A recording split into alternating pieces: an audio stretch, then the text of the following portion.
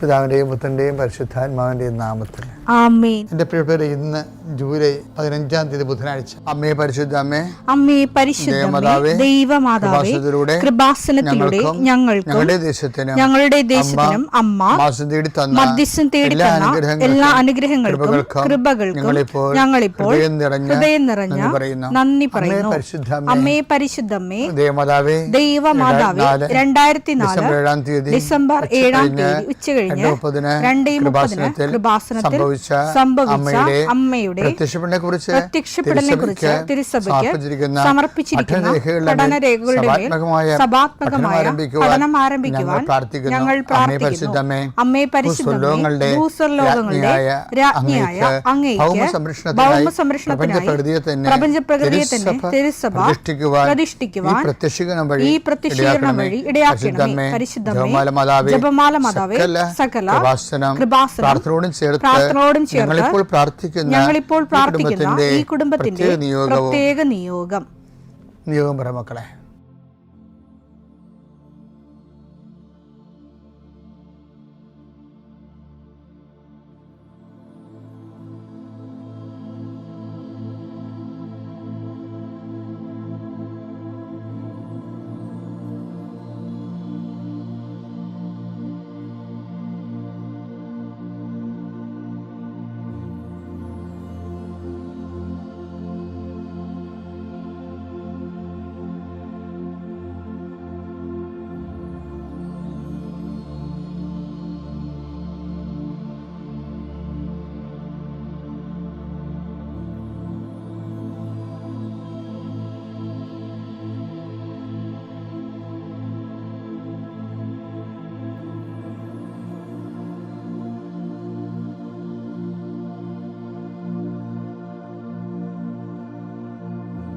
അമ്മയുടെ പ്രത്യക്ഷീകരണത്തിന്റെ ഈ അനുഗ്രഹവേളയിൽ ഞങ്ങൾക്ക് സാധിച്ചു തരുവാൻ കനിയണമേ.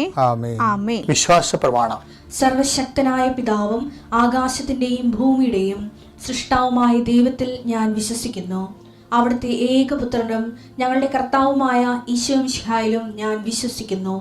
ഈ പുത്രൻ പരിശുദ്ധാത്മാവിനാൽ ഗർഭസ്ഥനായി കന്യകാമറിയത്തിൽ നിന്ന് പിറന്ന് പൊന്തിയോസ് പീലാത്തോസിന്റെ കാലത്ത് പീഡകൾ സഹിച്ച് കുരിശിൽ തറയ്ക്കപ്പെട്ട് മരിച്ച് അടക്കപ്പെട്ട് പാതാളങ്ങളിൽ ഇറങ്ങി മരിച്ചവരുടെ ഇടയിൽ നിന്ന് 3-ാം നാൾ ഉയർത്ത് സ്വർഗത്തിലേക്ക് എഴുന്നള്ളി സർവശക്തിയുള്ള പിതാവായ ദൈവത്തിന്റെ വലതുഭാഗത്തിരിക്കുന്നു.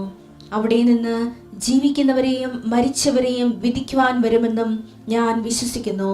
പരിശുദ്ധാത്മാവിലും ഞാൻ വിശ്വസിക്കുന്നു. വിശുദ്ധ കത്തോലിക്കാ സഭയിലും പുണ്യവാന്മാരുടെ ഐക്യത്തിലും പാപങ്ങളുടെ മോചനത്തിലും ശരീരത്തിന്റെ ഉയർപ്പിലും നിത്യമായ ജീവിതത്തിലും ഞാൻ വിശ്വസിക്കുന്നു. ആമേൻ. സുഖസ്ഥനായ ഞങ്ങളുടെ പിതാവേ, അങ്ങയുടെ നാമം പൂജിതമാകണമേ. അങ്ങയുടെ രാജ്യം വരണമേ. അങ്ങയുടെ തിരുമനസ് സ്വർഗത്തിലെ പോലെ ഭൂമിയിലും ആകണമേ. അന്നു വേണ്ടുന്ന ആഹാരം ഇന്ന് ഞങ്ങൾക്ക് തരണമേ. ഞങ്ങളോട് തെറ്റ് ചെയ്യുന്നവരോട് ഞങ്ങൾ ക്ഷമിക്കുന്നത് പോലെ ഞങ്ങളുടെ തെറ്റുകൾ ഞങ്ങളോടും ക്ഷമിക്കണമേ. ഞങ്ങളെ പ്രലോഭനത്തിൽ ഉൾപ്പെടുത്തരുതേ, തിന്മയിൽ ഞങ്ങൾ രക്ഷിക്കണമേ. ആമേൻ. നന്മ നിറഞ്ഞ മറിയമേ, സ്വസ്തി. കർത്താവ് അങ്ങയുടെ കൂടെ സ്ത്രീകളിൽ അങ്ങ് അനുഗ്രഹിക്കപ്പെട്ടവളാകുന്നു. അങ്ങയുടെ ഉദരത്തിൻ ഫലമായി ഈശോ അനുഗ്രഹിക്കപ്പെട്ടവനാകുന്നു. പരിശുദ്ധ മറിയമേ, തമ്പുരാന്റെ അമ്മേ, പാപികളായ ഞങ്ങൾക്ക് വേണ്ടി ഇപ്പോഴും ഞങ്ങളുടെ മരണസമയത്തും തമ്പുരാനോട് അപേക്ഷിക്കണമേ. ആമേൻ. കർത്താവേ, നിന്റെ ഉന്നതമായ നാമത്തിന് സ്തോത്രം ചെയ്യാം. കർത്താവേ, നിന്റെ വിശുദ്ധ പൗരോഹിത്യത്തെ മഹത്വപ്പെടുത്തണമേ. കർത്താവെ, സഭയിലുള്ള സാന്നിധ്യം പ്രകടമാക്കണം. 40 വർഷം ഞാൻ അർപ്പിച്ച കൃപാന്റെ യുഗതിയാണ്. കൃപാസ്ഥാനത്താറെ ജീവനോടെ പ്രത്യക്ഷപ്പെട്ട മാതാവിന്റെ മാധ്യസ്ഥ ഇന്ന് അങ്ങയുടെ മക്കളെ പ്രാർത്ഥന കൂടുന്ന എല്ലാ മക്കൾക്കും വേണ്ടി പ്രാർത്ഥിക്കുകയാണ്. കർത്താവെ, നിരാലംബരായിട്ടുള്ള മക്കളെ ഞങ്ങൾ തിരിച്ച് ഇപ്പോഴ് അങ്ങയുടെ തിരുസന്നിധിയിൽ വേദനയോടെ ഓർക്കുന്നു.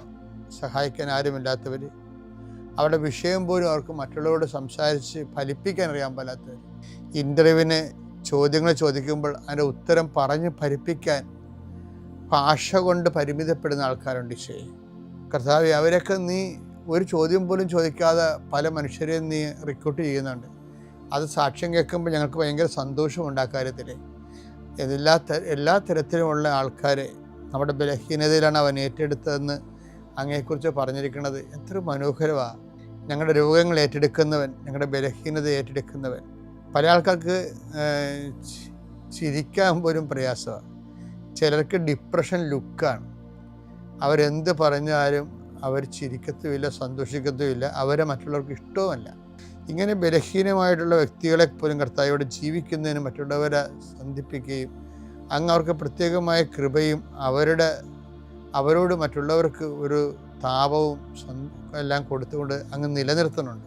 കർത്താവെ, നിലനിൽപ്പിൻ്റെ വരം എല്ലാവർക്കും കൊടുക്കണം. നീ കണ്ണീരോടെ പ്രാർത്ഥിക്കുന്നു. ഈശോയെ, ഓരോ ദിവസവും രാവിലെ എഴുന്നേൽക്കുമ്പോൾ എന്നാത്തിനാണ് എഴുന്നേറ്റത് എന്ന് ചിന്തിച്ചിട്ട് ഒന്നും ചെയ്യാനില്ലല്ലോ, ആരും നമ്മളെ സഹായിക്കാനില്ലല്ലോ, ആര് ഞങ്ങൾക്ക് വേണ്ടി ആ തടസ്സം മാറ്റിത്തരും എന്നുള്ള വിഷയം പരീക്ഷ എഴുതുന്ന കുഞ്ഞുങ്ങൾക്കുണ്ട്.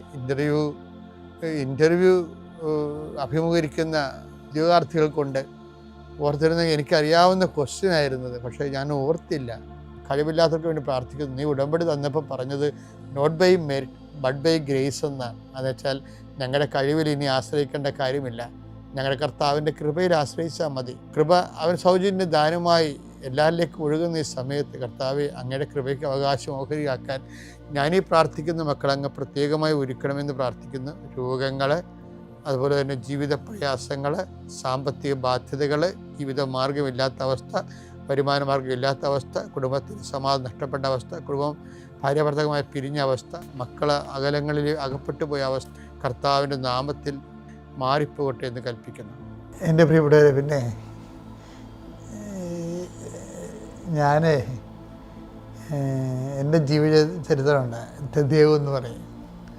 സ്വസ്ഥഗീതം എൻ്റെ പേര്. അത് 15 പറ്റി എഴുതി തീർത്തതാണ്. അതിൻ്റെ കോപ്പികളെല്ലാം ഇപ്പം തീരാനായി.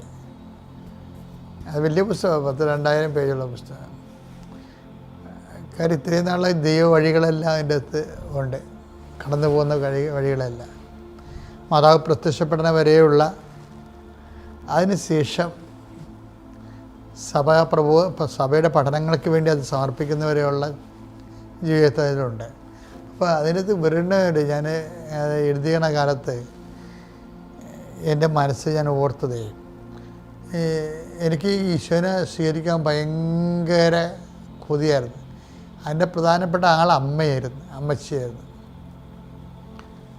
അപ്പച്ചനാണ് എല്ലാ കാര്യത്തിനും ഇടപെട്ടെന്നെ പഠിപ്പിക്കണമെങ്കിലും ഈ ഈശോയെക്കുറിച്ചും കുർബാനയെക്കുറിച്ചും പള്ളിയിൽ പെരുമാറുന്നതിനെക്കുറിച്ചും ഒക്കെ പറഞ്ഞു തരണത് ദുഃഖ വെള്ളിയാഴ്ച, വലിയ വെള്ളിയാഴ്ച, വലിയ ദിവസങ്ങൾ അപ്പൻ അതിനെക്കുറിച്ച് പറയും. പക്ഷെ അമ്മ അതിനെക്കുറിച്ച് എങ്ങനെ പെരുമാറേണ്ടത്, എങ്ങനെ എല്ലാം പറഞ്ഞു തരും.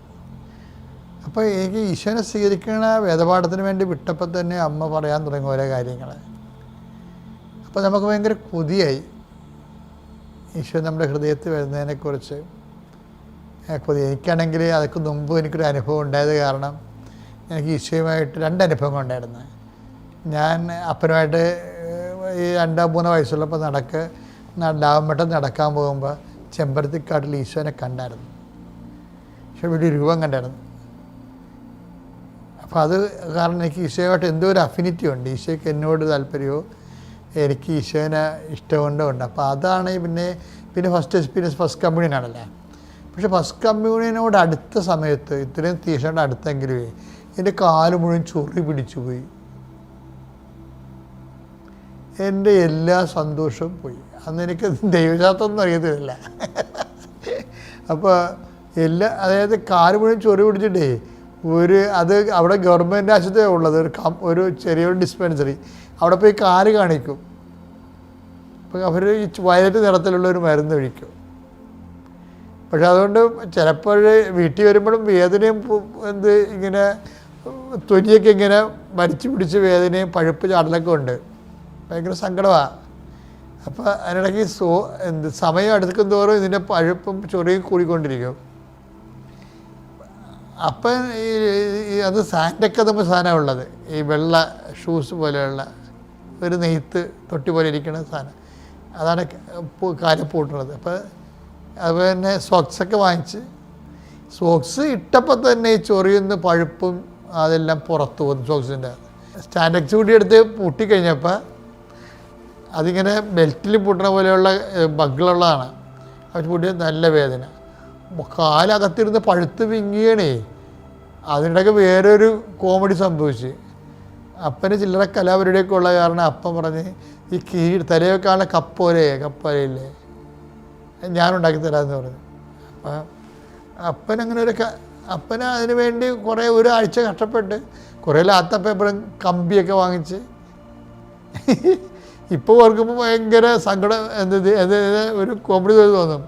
അന്ന് ഞാൻ ശരിക്കും ചമ്മിപ്പോയി കൂട്ടുകാരുടെ കൂട്ടത്തിൽ. എന്ന് വെച്ച് കഴിഞ്ഞാലേ അപ്പനാണെങ്കിൽ ഇത് അപ്പൻ ഒറ്റ നിൽക്കുക. കാര്യം അപ്പനോട് എതിർത്ത് പറഞ്ഞാൽ ചിലപ്പോൾ കാരണം കൊണ്ട് അടി കുടിക്കും. അപ്പൻ എങ്ങനെയാണ് അപ്പൻ്റെ സ്വഭാവം അതായത് അപ്പം പറയണ അനുസരിച്ച് പോയില്ലെങ്കിൽ എൻ്റെ തൊണ്ടിലൊക്കെ ഭയങ്കര അടി കിട്ടിയിട്ടുണ്ട്. ഇരിക്കപ്പെടുന്ന അടി ചെയ്യും. അപ്പോൾ അതുകൊണ്ട് ഞാനൊന്നും വേണ്ടിയില്ല, അപ്പനിട്ട് ചെയ്യണത്. നോക്കിയപ്പോൾ ഈ വീതിയുള്ള ഒരു കിരീടം ഈ മാതാവിൻ്റെ ഒക്കെ തല വെച്ചേക്കണ കിട്ടിയിട്ടില്ല. അതിൻ്റെ വലിയൊരു ടൈപ്പ് ആ സാധനം ഉണ്ടാക്കിയിരിക്കണേ. എൻ്റെ അമ്മയെ. പിന്നെ അപ്പൻ്റെ സന്തോഷത്തിന് അപ്പം കുറേ മുല്ലപ്പൂ മൊട്ട് 2 മുഴം മൊട്ട് മേടിച്ചിട്ടുണ്ടായിരുന്നു. അതൊക്കെ ഈ കിരീടത്തിൻ്റെ ഇടയ്ക്ക് കെട്ടി. അപ്പം വിചാരിച്ചത് പള്ളി വരുമ്പോൾ വിരിയുമെന്നാണ് വിചാരിച്ചത്. ആര് വിരിയാൻ?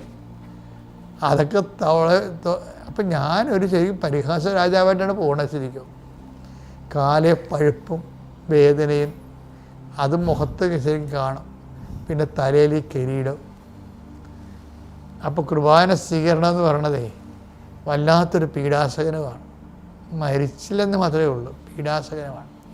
പിന്നെ ഒരു ആൾക്കാരെ നമുക്ക് കളിയാക്കുമല്ലോ. എനിക്ക് പക്ഷേ കർത്താവാണ് ഇതൊക്കെ ചെയ്തതെന്ന് അറിയത്തില്ലായിരുന്നു. ഞാൻ അപ്പോഴാണ് ഇതൊക്കെ ചെയ്തത് ഇരിക്കുന്നത്.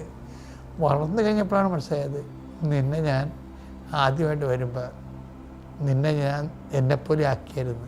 പരിഹാസ രാജാവായിട്ട് കാലം മുഴുവൻ കൈ മുഴുവൻ വ്രണമായിട്ട് തലയിലൊരു കോമഡി തൊപ്പിയും ആക്കിയിട്ടാണ് നീ പോയത് എന്നെ സ്വീകരിക്കാൻ വേണ്ടി. ഇപ്പോൾ ഓർക്കും ഭയങ്കര അഭിമാനം തോന്നും. അപ്പനല്ല ചെയ്തത്, കർത്താവാണ് ചെയ്തതെന്ന്. എന്താ കാര്യം? ക്രിസ്തുവിനോട് ബന്ധപ്പെടുന്ന എല്ലാ വിഷയങ്ങളിലും ഒരു സഹനത്തിൻ്റെ കണ്ടൻറ്റ് എപ്പോഴും ഉണ്ടാകും. അത് പുള്ളിക്കാരൻ തന്നെ നമുക്ക് ഈ ആൾക്കാരെ കല്യാണത്തിനൊക്കെ കൊണ്ടുവന്ന് സമ്മാനം തരത്തില്ലേ? കല്യാണത്തിനൊക്കെ കൊണ്ടുവന്ന് നമുക്കൊരു പൊതിയൊക്കെ തരുമല്ല, അതുപോലെ പുള്ളിക്കാരെ കൊണ്ടുവന്ന് തന്നതാണ്. ഇപ്പോഴാണ് ആ സമ്മാനം കിട്ടിയതായിട്ടൊക്കെ ഓർക്കുന്നത്. അന്ന് മുതൽ ഈശോയുമായൊരു ബന്ധമുണ്ട്. എൻ്റെ മക്കളെ, നമുക്കിത് സഹനമാണെങ്കിലും അത് കർത്താവിൻ്റെ കൂടെ സഹിക്കാൻ ഭയങ്കര അതാണ് പൗലോസൊക്കെ ഇത് അഭിനയിച്ച് ആഘോഷിച്ച ആൾക്കാരാണ്. അതാണ് ക്രിസ്തുവിൻ്റെ സഹനത്തിൻ്റെ പോരായ്മ. അതിൻ്റെ കൊളോസ്യസ് 1:24 നിങ്ങളെ പ്രതിയുള്ള പീഡകളിൽ ഞാൻ സന്തോഷിക്കുന്നു. സഭയാകുന്ന തൻ്റെ ശരീരത്തെ പ്രതി, ക്രിസ്തുവിനെ പ്രതിയുള്ള പീഡകളിൽ ഞാൻ സന്തോഷിക്കുന്നു. വേണമെങ്കിൽ നമുക്ക് തിരിച്ചു വായിക്കാം. സഭയാകുന്ന തൻ്റെ ശരീരത്തെ പ്രതി ക്രിസ്തുവിന് സഹിക്കേണ്ടി വന്ന പീഡകളുടെ കുറവ് എൻ്റെ ശരീരത്തിൽ ഞാൻ നികത്തുന്നു. അതായത് ക്രിസ്തു നമ്മളെ ഓൺ ചെയ്ത് കഴിയുമ്പോൾ ക്രിസ്തു നമ്മുടെ ശരീരത്തിൽ കുറച്ച് കലാപരിപാടി നടത്തും. ദിസ് ഈസ് മൈ ബോഡി എന്ന് ക്രിസ്തു പറയണതാണ്. നമ്മൾ കുർബാനയ്ക്ക് എന്താ പറയണത്? ദിസ് ഈസ് മൈ ബോഡി എന്നല്ലേ, ഇത് എൻ്റെ ശരീരമാകുന്നു എന്നാണ്. ക്രിസ്തു തിരിച്ചും പറയുന്നുണ്ട്. നമുക്കൊരു സകലം തന്നു കഴിയുമ്പോൾ ക്രിസ്തു പറയും ദിസ് ഈസ് മൈ ബോഡി എന്ന്. അപ്പോൾ നമ്മൾ കുർബാനയായി. പക്ഷേ ക്രിസ്തുവിൻ്റെ നാമത്തിൽ എടുക്കണം, സന്തോഷമായിരിക്കണം സകലങ്ങളിൽ. പിതാവിൻ്റെയും പുത്രൻ്റെയും പരിശുദ്ധാത്മാവിൻ്റെയും നാമത്തിൽ.